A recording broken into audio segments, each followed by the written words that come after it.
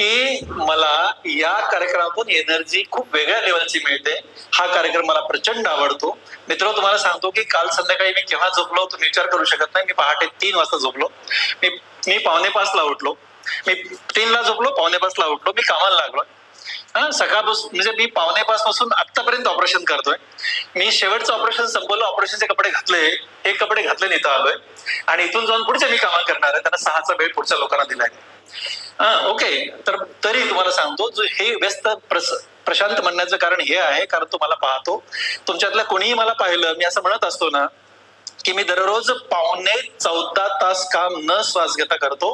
पहाटेचे 5:45 ते संध्याकाळचे 6:30, 14.25 तास काम न श्वास घेता कसं करायचं हे तुमच्यापैकी कोणालाही बघायचं असेल तर एक दिवस माझ्यासोबत राहा. तुमचं 1 किलो वजन कमी नाही झालं असं विठ्ठलाने म्हणू नका. माझं ओपन चॅलेंज आहे. पुढे पण या, पुढे पण एनिबडी. आणि एकदा खरंच या, बघा तर तुमचं वजन कमी करायचं असेल माझ्याकडे. तुम्हाला सांगतो मित्र, मी दररोज 12 सर्जरी करतो. माझ्याकडे 350 सर्जरी वेटिंगवर आहे. तसा मी डॉक्टर आहे. तुम्हाला मी काय सांगू आता. आणि तरीही कार्यक्रमाला वेळ काढायचा. बाकी अनेक ठिकाणी नाहीचा सूर असतो माझा. सावंत सर इथं बसले तर त्यांना माहित आहे किती वेळा नाही नाही नाही म्हणते कार्यक्रम केला. पण मी तुम्हाला सांगत होतो की नाही म्हणण्याचं कारण फक्त माझी व्यस्तता असते. मला पण जायला आवडतं. पण हा कार्यक्रम नाही होय नसतो. हा कार्यक्रम माझा असतो. ओके, हा कार्यक्रम माझा असतो. हा एकच माझ्या वर्षभरातला फक्त एक कार्यक्रम माझा, तो म्हणजे 3 तारखेचा कार्यक्रम, बुधवारचा कार्यक्रम. आणि ना ह्या लोकांशी तुम्हाला सांगतो मी, अरुणा मॅडम, मी तुम्हाला सांगू मॅडम की तुम्ही इथं म्हणजे I don't know how much you understand the Marathi part of it, but let me tell you की हा जो पार्ट आहे ना, म्हणजे ही जी लोक आहेत ना, म्हणजे हरिश्चंद्रजी सोडे, जसं आता कुलकर्णी सरांचा उल्लेख झाला, मी खूप पुढचा आहे. हो, मी खूप जास्त पुढचा आहे. नेहा आणि मी क्लासमेट आहेत. तुम्हाला हे माहिती आहे? नेहा आणि मी वर्गमित्र आहेत. येस, म्हणजे आम्ही एका बॅचचे. ती 88ला 12वी झाली, मी पण 88ला 12वी झालो. असे आम्ही वर्गमित्र आहेत. ओके. ठीक आहे. तर तुम्हाला मी सांगत होतो की मी पुढचा माणूस आहे. पण ह्या लोकांची मेहनत, मी असं अनेक वेळा या व्यासपीठावरती येऊन एक शब्द बोलून गेलो की ना, वर्षभरात एकदा येणं, तुमच्याकडे एनर्जी घेऊन जाणं, हा एक माझा स्वतःचा स्वार्थ आहे. तुमच्यासाठी 2 शब्द बोलणं, हा पण माझा स्वार्थ आहे. पण तुम्हाला सांगू का मी की इथंच राहून वर्षानुवर्ष, 40 वर्ष, 45 वर्ष सातत्यानं प्रत्येक माणूस ना आपल्या भोवती फिरलेला असतो. काय भरलेला असतो? मी, माझी बायको, माझं लेकरू, माझा संसार, माझं घर, माझी गाडी, माझे पैसे, मी एन्जॉय, म्हणजे याच्या पलीकडे कोणाला बघायची तयारीच नाहीये. हो, हे जग आहे आणि हे सत्य आहे, हे जग आहे.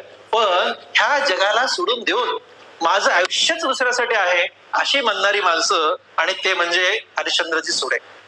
ह्या माणसाला ना, म्हणून मी म्हणतो, या माणसाला आपण असं म्हणतो ना की आप जिओ हजारो साल, असं म्हणतो ना, तर मी खरी यांच्यासाठी ही एक ईश्वराकडे प्रार्थना करत असतो की हा माणूस 200 वर जगला पाहिजे, 200 वर्ष जगला पाहिजे. 200, 100 नाही, 200.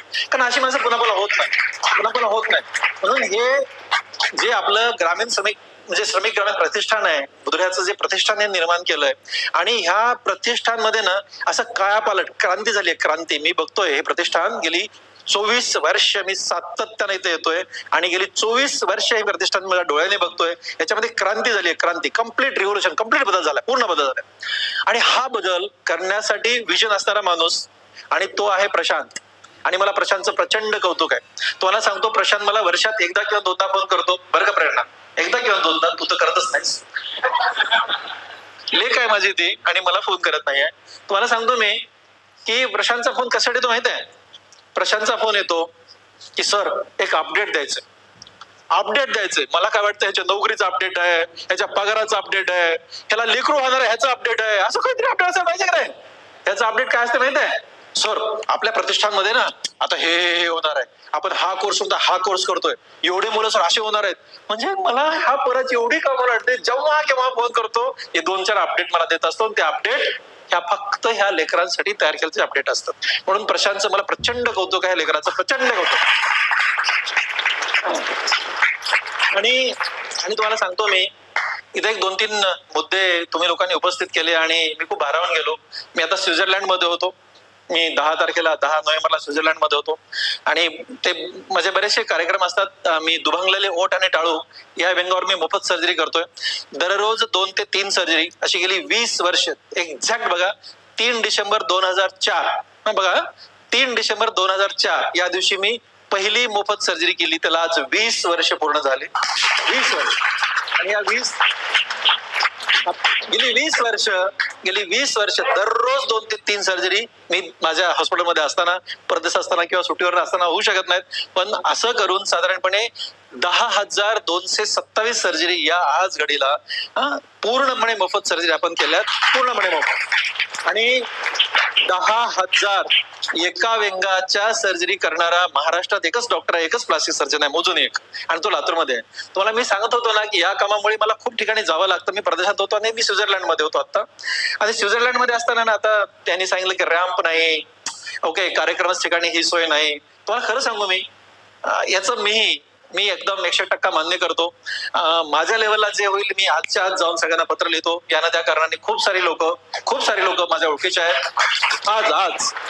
आज मी पत्र लिहिलं जाईल, ते खूप मोठ्या माणसाला पत्र लिहिलं जाईल. तो कोण मोठा माणूस असेल, आपला भारत देशातल्या सगळ्यात उंच माणसाला मी पत्र लिहिणार, भारत देशातल्या सगळ्यात उंच माणसाला मी पत्र लिहिणार. आणि ते लिहिणार, आणि ते आजच लिहिणार. राईट. ते लिहितो मी, फक्त लिहितो नाही, पूर्ण पाठपुरावा करून पुढच्या 3 तारखेला काय घडतं हे तुम्हाला मी सांगतो. आणि ते करू आपण. ते मला सांगतो ना, तिथे पार्किंग लॉट असतात. कुठल्याही रेल्वे स्टेशन आहे ना, बाजूला पार्किंग लॉट असतात. त्या पार्किंग लॉट मध्ये एक पार्किंग हे दिव्यांगासाठी असतं. हँडिकॅप पार्किंगचं चिन्ह असतं. ओके. कुठल्याही ट्रेन मध्ये चढा, तिथं पहिलं ट्रेन मध्ये चढल्या एक अशी सीट बनवतात ती की तिथपर्यंत व्हीलचेअर आली पाहिजे. आणि तिथं ती अटॅच करण्यासाठी पण त्याला लॉक सिस्टीम असते. इतकं सुंदर सिस्टीम असते ना, कुठल्याच माणसाला घेऊन जायला कुणी लागत नाही. ते सगळेच लोक स्वतः फिरत असतात. हे पाहिल्यानंतर मी मात्र तुम्हाला पूर्णपणे सांगतो की ह्या गोष्टी इथं लॅकिंग आहेत.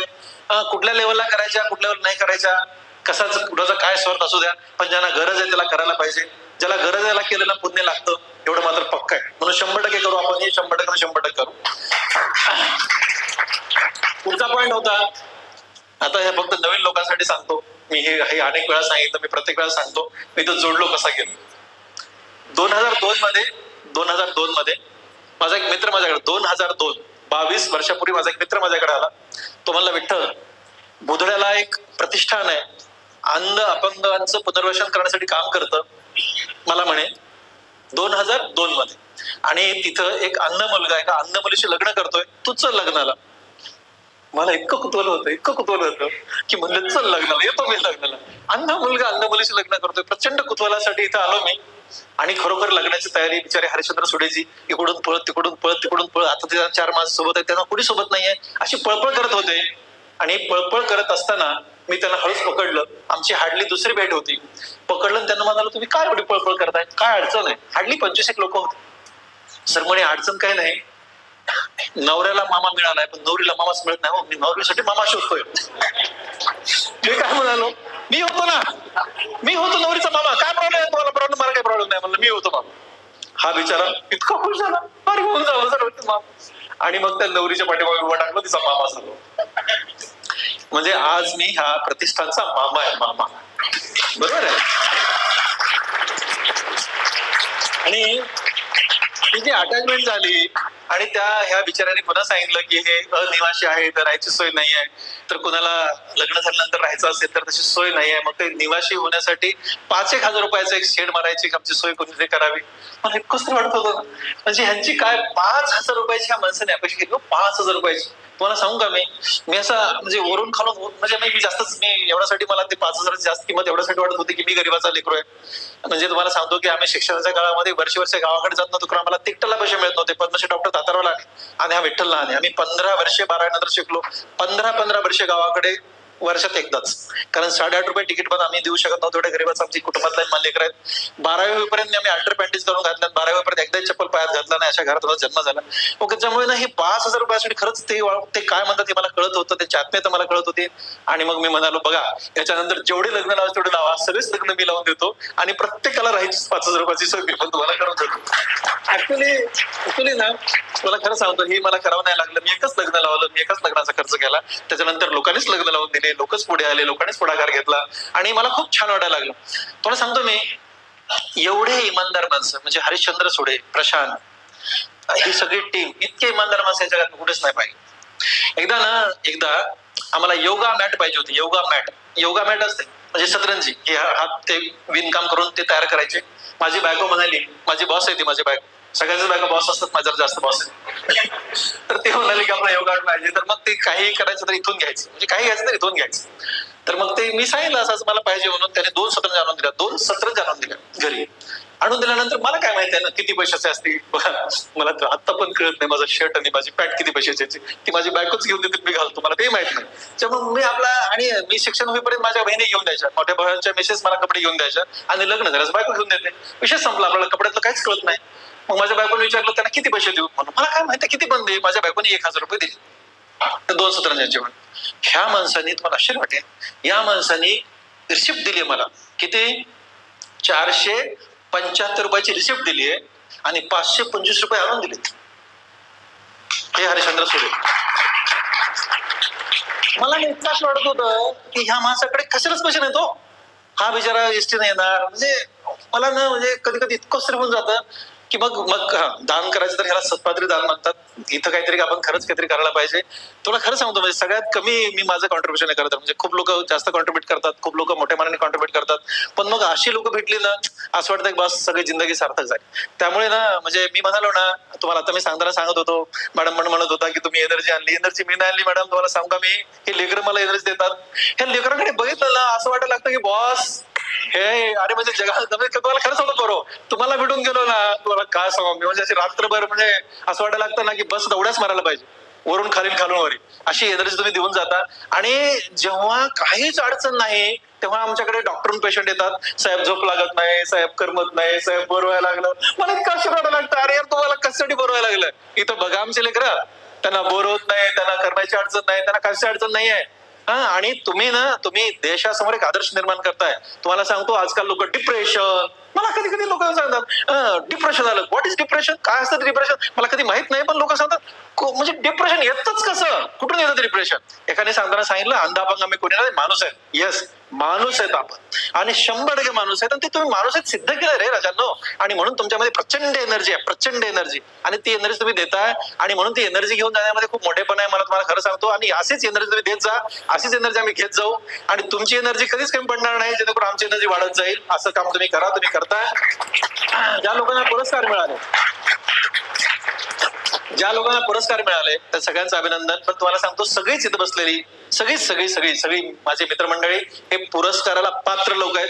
पण नियम असतो की काहीच लोकांना पुरस्कार द्यायचा, त्यामुळे काही लोकांची निवड होते. पण खूप छान काम करतात, म्हणजे खूप अतिसुंदर हे लोक काम करतात. तुम्हाला एक छोटा विषय सांगतो, म्हणजे माझ्या आईच्या आणि माझ्या वडिलांच्या नावाने हा पुरस्कार दिला जातो. माझ्या आईला मी माय म्हणतो आणि वडिलांना अण्णा म्हणतो. अण्णा माय यांच्या नावाने पुरस्कार दिला जातो. ही संकल्पना पण माझी नाहीये. म्हणजे हे किती मोठे लोक आहेत. त्याच्या पुढची हाईट सांगतो, ते जे 11,000 रुपये दिलेत ना, ते पण मी दिलेले नाहीयेत, प्रामाणिकपणे, अगदी प्रामाणिकपणे छातीवर ठेवून सांगतो. ही ह्यांचा मोठेपण आहे, या माणसांचा मोठेपण आहे.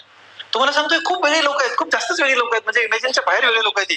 ओके, त्यांनी संकल्पना मांडली, त्यांनी फक्त मला विचारलं की सर असं दिलं तर चालेल का, तुमची काही हरकत आहे का. बघा, माझ्या आईच्या नावाने पुरस्कार द्यायचा, माझ्या वडिलांना, त्याचं कारण असं आहे, म्हणजे त्यांच्या मनातलं कारण मी तुम्हाला सांगतो, की मी लातूरमध्ये माझ्या आई वडिलांसाठी आलो, मी मुंबईत वाढलो. मी मुंबईमध्ये MCS प्लास्टिक सर्जरी ही भारत देशातली मेडिकल सायन्सची हायएस्ट शेवटची डिग्री, याच्यानंतर भारत देशात जगात डिग्री नाही असा मी डॉक्टर आहे.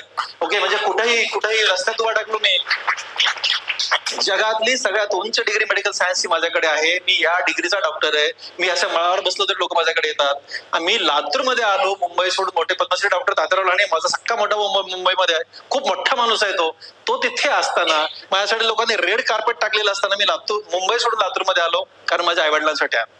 आम्ही ना 3 भाऊ 4 बहिणी असा आमचा मोठा परिवार आहे, पण सगळे सगळीकडे दूर गेले. आणि मग आई वडील मुंबईत येत नव्हते, माझे आई वडील न शिकलेले होते. अत्यंत गरीब 3 वेळा गरीब काम होतं, तुम्ही इमेजिन करा, एवढे गरीबाचे आम्ही लेकरं. त्यामुळे ना त्यांच्यासोबत आपण राहायला पाहिजे, आमचा हट्ट होता. आणि सगळ्यात चांगला आणखी एक विषय त्यामध्ये होता, की माझी बायको ही माझ्या मायबाबाची सख्खी मैत्रीण. म्हणजे ना, एखाद्या सुनेचं आईवडिलांशी सासू-सासऱ्याचं नातं असावं, हे एका सुवर्णाक्षरात लिहून ठेवावं, असं नातं माझ्या बायकोचं माझ्या आईवडिलांशी होतं. आणि मग तिने हट्ट केला की मायांना मुंबईला येत नाहीत ना, तर आपण लातूरला जाऊ.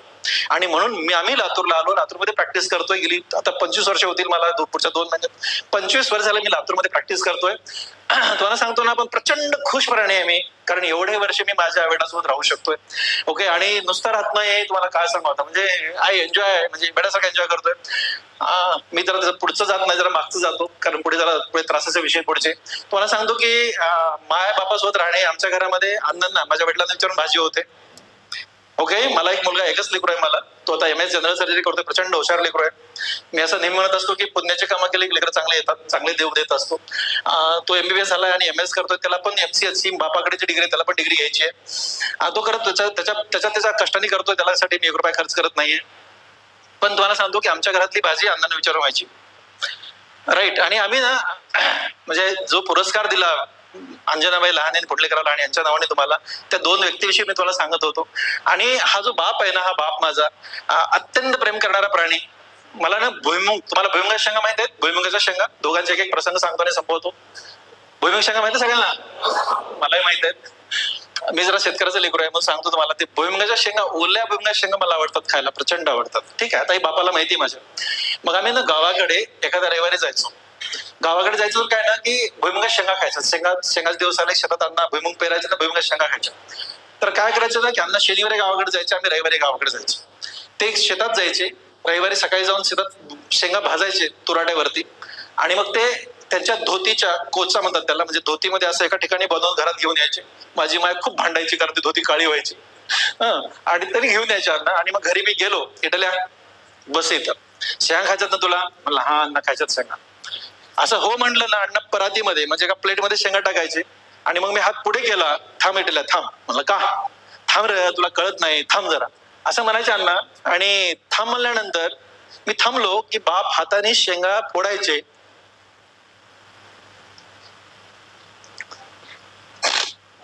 आणि मला खाऊ घालायचे.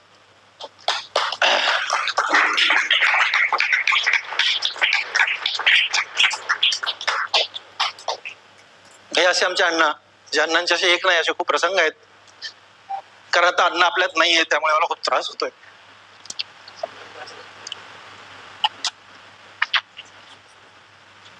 पण तुम्हाला सांगू का, मी खूप नशिबान राहिलो की अण्णा 94 वर्ष जगले. 94 वर्ष. मी सगळ्यात छोटा मुलगा आहे, म्हणजे छोटं लेकरू आहे घरातलं. आणि 94 वर्ष अण्णांचं वय होईपर्यंत मी सोबत राहू शकलो. I am very happy, extremely happy. मला तर असं वाटत होतं की अण्णांनी खूप आणखी वर्ष जगायला पाहिजे. पण हा बाप, आणि अण्णा गेल्यानंतर तर आम्ही शेंगा खात नाही खात. मी तुम्हाला सांगत होतो ना की अण्णांना अशा खूप मोठ्या गोष्टी आवडायच्या. 2005 मध्ये माझ्या बायकोला फर्स्ट टाइम मी विमानात घेऊन गेलो दिल्लीला. माझी बायको माझ्या बापाची माहिती, सख्खी मैत्री. म्हणजे जेवढे लाड माझ्या मायनन बापानी माझ्या बायकोचे केले आणि माझ्या बायकोनी अण्णामाईचे केले, तेवढे माझे पण नाही झाले. प्रामाणिकपणे माझ्या मायनन बापाने माझे लाड माझ्या बायकोने नाही केले. म्हणजे खूप ज्यांची जी मैत्री होती ना, ती म्हणजे तुम्ही विचारच करू शकत नाही. विचारच करू शकत नाही. का झाली होती, कशा झाली होती मला माहित नाही, पण ते प्रचंड एकत्र होते. मग आम्ही दिल्लीवरनं परत आलो. अण्णा जरा शौकीन होते, माय अजिबात काही मागत नव्हती. दिल्लीवरनं परत आल्यानंतर अण्णा, कल्पने, माझ्या बायकोचं नाव कल्पना आहे, कल्पने इटल्या आणि प्रसाद आहे म्हणणारा एकच माणूस या जगामध्ये. प्रसाद माझ्या मुलाचं नाव आहे. अण्णा त्याला प्रसाद्या म्हणायचे, मला इटल्या म्हणायचे, आणि बायकोला कल्पने म्हणायचे. माझ्या बायकोला, कल्पने कुठे गेली होतीस? ते म्हणाले अण्णा दिल्लीला गेले होते. बापाला सगळं माहिती, पण ओके कशी गेली होतीस? अण्णा विमानाने गेले होते. मला बस वाटत नाही का विमानात? मला विमानात नाही बस वाटत का कल्पने? माझी बायको म्हणजे बायको ती, म्हणजे सोमवारी परत आलो होतो, तिने शुक्रवारी तिकीट काढले हैदराबाद ते तिरुपती, लगेच चला म्हणे तुम्हाला घेऊन जाते. हाईट म्हणजे मला पण चला म्हणे. अरे मला माझं काम बुडतंय, मला पगार मिळत नाही, तुमचं काय मोठे लोक आहेत, मला इथं काम करू द्या. नाही म्हणे, चला सोबत चला. आम्ही शुक्रवारी पुन्हा हैदराबादवरून विमानाने जायचं ठरलं तिरुपतीला, बापाच्या हट्टापट. मग ते माझा मुलगा तेव्हा 2006 ची गोष्ट आहे, तेव्हा सॉरी 5 ची, तेव्हा 7 वर्षाचा होता. 98 आहे तो, 7 वर्षाचा होता. मग त्यांनी 2-3 विमान प्रवास केले होते. तर तो आमच्या बापाचा गाईड, अण्णांचा गाईड, म्हणजे तो मार्गदर्शन करणार, विमानात बसायचं कसं. बाप फर्स्ट टाइम विमानात बसणार होता माझा, माय पण फर्स्ट टाइम बसणार होती. तर त्यांचा गाईड हा होता माझा मुलगा. मग विमानात बसलो आम्ही, अण्णा आणि प्रसाद दोघे एका साईडला बसले, आणि मी, माझी बायको, माझी माय एका साईडला बसलो. ते इंडियन एअरलाइन्स होतं आपलं विमान, त्याच्यामध्ये 2 आणि 3 सिटिंग अरेंजमेंट होती. मध्ये बसल्यास मग प्रसादने अण्णाला सांगितलं बेल्ट कसं लावायचा, विमान कसं वर जातं, खाली कसं वगैरे सांगत होतो ना. आम्ही आपलं चालू होतं गप्पा टप्पा अशाच. ते विमान वर गेलं आणि वर गेल्यानंतर ते स्थिर होतं. स्थिर झालं की कळत नाही पुढे काय घडालं, एकदम स्थिर होऊन जातं, स्टेबल होऊन जातं विमान वर गेल्यानंतर. जसं विमान वर गेलं आणि ते स्टेबल झालं, एकदम स्टेबल झालं की अण्णाने सुरू केले, प्रसाद या, विमान बंद पडलं गेलं, पुढे बी जायला मागे बी जायला. तुम्हाला काय सांगू माहितीये का, विमान पुढे बी जायला मागे बी जायला, बंद पडलं, पडतंय आता. अरे प्रसाद नसतं या नसतात, अण्णा तसं नसतं, अण्णा तसं नसतं, हे असं असतं. नाही प्रसाद या, तुला कळत नाही, आता आपलं काही खरं नाही. तुम्हाला सांगतो, ह्या त्यांच्या हास्य कल्लोळमुळे आम्ही पोहोचलो तिरुपतीला, दर्शन करून आलो, उतरलो एकदा. अण्णा गावात गेले, माके गावात, आमच्या गावात, आणि सांगायला लागले, तुम्हाला माहित आहे का बरो, विमान वर जातंय, वर गेलं की बंद पडतंय आणि आपोआप खाली उतरतंय. तुम्हाला सांगू का, मी हा प्रसंग का सांगितला माहितीये, माझ्या आयुष्यामध्ये एकच गोष्ट आहे की आपल्या आईवडिलांना कसा आनंद देता येईल आणि कुठल्या प्रसंगाने देता येईल. बस, मग तो कुठलाही प्रसंग असो, छोट्यातला छोटा. माझ्या महिलां बाबाला उसाचा रस आवडत होता. मी उसाचा रस पिण्यासाठी जात होतो ना, तर अमेरिकेला जायच्या तयारीने जायचो. म्हणजे आमचा एक असिस्टंट पुढे जायचा, तो असिस्टंट सांगायचा लहाने सर येणार आहेत, मी येणार आहे म्हणलं की तिथला बिचारा लगभग सगळं स्वच्छ करत राहायचा. तिथं 5-50 लोक जमायचे. माय बाबाला रस पाजवायचो आणि मग मी अण्णांना म्हणायचो, अण्णा रसाचे पैसे द्या, रसाचे पैसे द्या. इटलीला किती रे पैसे, अण्णा 500 रुपये द्या. बाबू 500 रुपये? म्हणजे बाप एकदम चेंगट माणूस, जगातला सगळ्यात चेंगट माणूस, एवढा चेंगट माणूस असू शकत नाही. पैसे नसताना अण्णांनी कधी पैसे दिले नाहीत आणि पैसे असताना कधी पैसे दिले नाहीत. मग पण मी सोडायचो नाही, अण्णा पैसे द्या, अण्णा पैसे द्या, नाही ते उठ देत नाहीत लोक, पटकन द्या अण्णा, असं काहीतरी बोलायचो. मग अण्णांचं शेवटचं अस्त्र म्हणजे अण्णा म्हणायचे, म्हातारे म्हणजे माझ्या आईला ते म्हातारे म्हणायचे, म्हातारे दे ग पैसे, लई किरकिर करायला लागलाय, माईकडनं पैसे दे. पण बापाने कधी पैसे दिले? मला माईचे पण नव्हते पाहिजे, बापाचे पण नव्हते पाहिजे, पण ही मजा घेता आली पाहिजे, हे तुम्हाला मला पॉईंट सांगायचं. अशी मजा घेतली. म्हणजे किती छोटे विषय आहेत, फार मोठे विषय नाहीत. भुईमुगाच्या शेंगा काही मोठा विषय नाही आणि रस पाजणं काही मोठा विषय नाही, पण आम्ही इतके ते एन्जॉय केले ना, एखाद्या मोठ्या जगातल्या टूर सारखे एन्जॉय करायचो आम्ही ते विषय. आणि ते जगण्यातली खूप वेगळी मजा होती. आणि हे माय आणि बाप, माईचे तर खूप मोठे मोठे प्रसंग आहेत, पण आता अगदीच 3 महिन्यापासून माय नाहीये, त्याच्यामुळे मला जरा जास्त त्रास होतोय. पण तुम्हाला सांगतो, मी माय साधारणपणे 14 महिने, 7 मे 22 ती पडली आणि बेडवर होती. एक फ्रॅक्चर झालं, दुसरं फ्रॅक्चर झालं, तिसरं फ्रॅक्चर झालं. तिचं पण 90 वर्ष वय होतं. छान जगली. मोठ्या भावाला तिने किडनी दिली. माझ्या मोठ्या भाऊ जे जगतायत, पद्मश्री डॉक्टर तात्याराव लहाने, यांना माझ्या मायनी 29 वर्षापूर्वी किडनी दिली, 29 वर्षापूर्वी. आणि दोघंही गेली 29 वर्ष जगलेत एका किडनीवर. तुम्हाला सांगू का, मी आज डॉक्टर तात्याराव लहाने, डॉक्टर विठ्ठल लहाने कुटुंबीय, महाराष्ट्रभर, देशभर, जगभर त्यांचं नाव घेतलं जाताना, पण तुम्हाला अगदी छातीवर हात ठेवून सांगतो, हे कुटुंब मोठे होण्यामध्ये आमचा काहीच रोल नाही. हे कुटुंब मोठं करण्यामध्ये माझ्या माईचा रोल आहे. माझ्या माईने आम्हाला मोठं केलं 100%. त्यामुळे ना तिला नेहमी सलाम करतोय मी, नेहमी तिला सॅल्यूट करतोय. तिच्यावर मोठा मी होऊ शकत नाही, इम्पॉसिबल आहे. ती खूप जास्त मोठी, आबाळापेक्षा मोठी आहे ती माझी माय.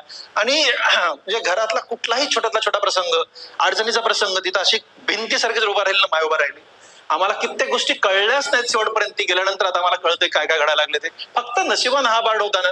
मी तुम्हाला सांगू का, मी दररोज माझ्या मायला चहा बनवायचो. खूप भारी वाटायचं यार. बघा, माझ्याकडे देवाने भरभरून दिले. मी 3 दवाखाने चालवतो, 150 नोकर माझ्याकडे आहेत. मला देवाने काहीच कमी केलं नाही.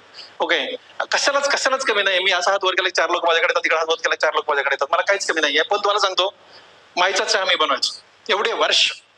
सकाळी तिचा मस्त चहा बनवायचो. चहा बनवून तिला असं बसवायचं समोर आणि तो चहा गरम थंड करायचा, नॉर्मल टेम्परेचरला करायचा, हाताने पाजायचा. मला खूप भारी वाटायचं. तिला त्या गालाला अशा सुरकुत्या पडल्यात आणि तिला चहा पाजून झालं, माय चहा का झाला ग? मस्त झाला म्हणायची. ती मस्त झाल्याचा चेहरा आहे ना, ती मस्त झाल्याचा माईचा चेहरा ही माझी दिवसभरात शक्ती होती. ते चेहरा जशाच तसा माझ्या चेहऱ्यामध्ये असा बसलाय आता जशाच तसा मला दिसतोय. आणि मग मी कामाला लागायचो दररोज.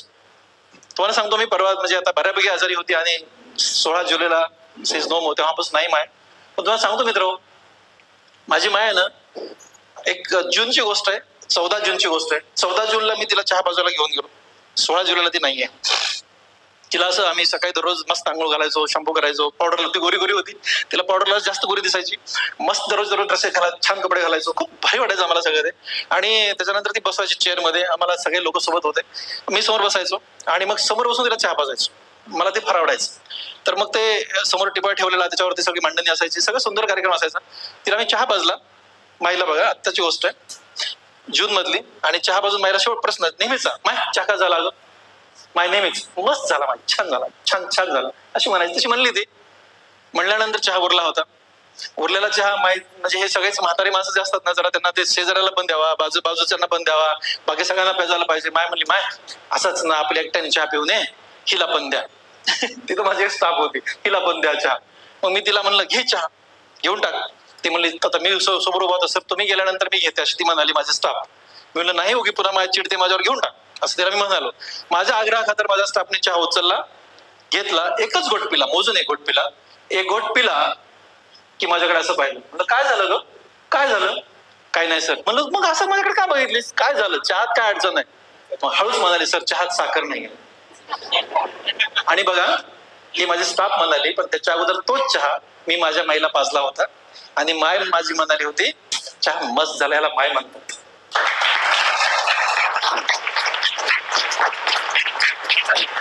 त्यामुळे ना अशा माईच्या आणि अशा अण्णांच्या नावाने इथं पुरस्कार दिला जातोय. तुमचं प्रचंड मला कौतुक आहे, तुमच्यात मी खूप ऋणी आहे.